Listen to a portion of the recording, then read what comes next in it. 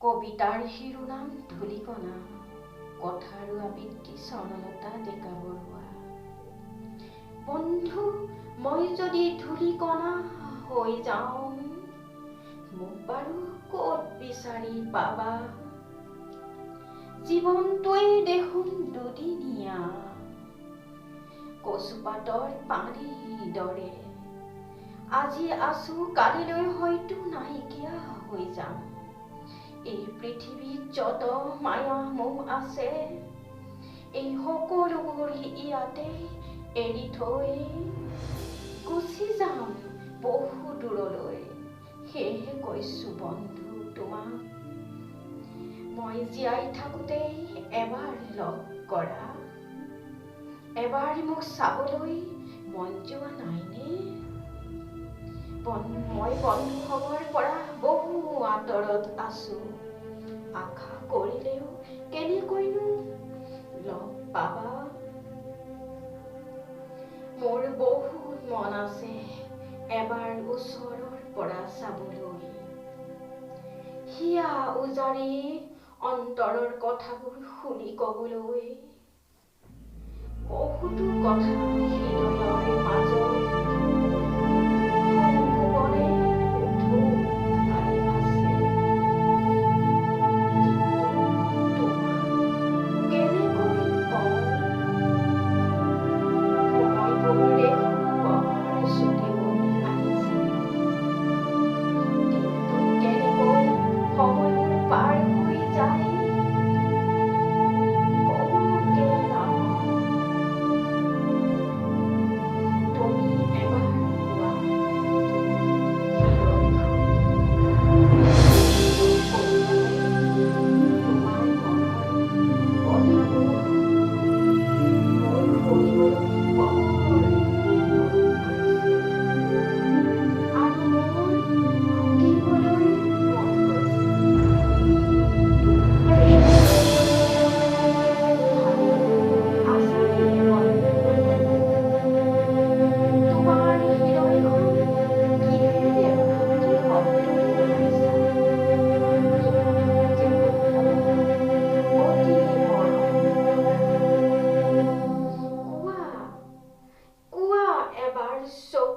চকু থৈ মই গুচি যাম। সেয়েহে কৈছো বন্ধু, মই গুচি যোৱাৰ পাছত আৰু কাক কবা? মই গুচি যোৱাৰ পাছত তুমি চিঞৰি চিঞৰি কান্দি থাকিলে কাৰণ আজিৰ সময়বোৰ বৰ জটিল আৰু দুখৰ। মনৰ হেঁপাহটো বিলাই দিবলৈ সময় হৈ পৰিছে। কি হ'ব আজি দিন কাল ৰাতি নুঠে, য'তে আছো তাতে ৰৈ যাম নেকি? অতি সুন্দৰ আৰু মৰমৰে প্ৰকাশ কৰি কৰি বিহুলি হৈ কাকো নেদেখাকৈ বুলিও নজনা কৰিলো।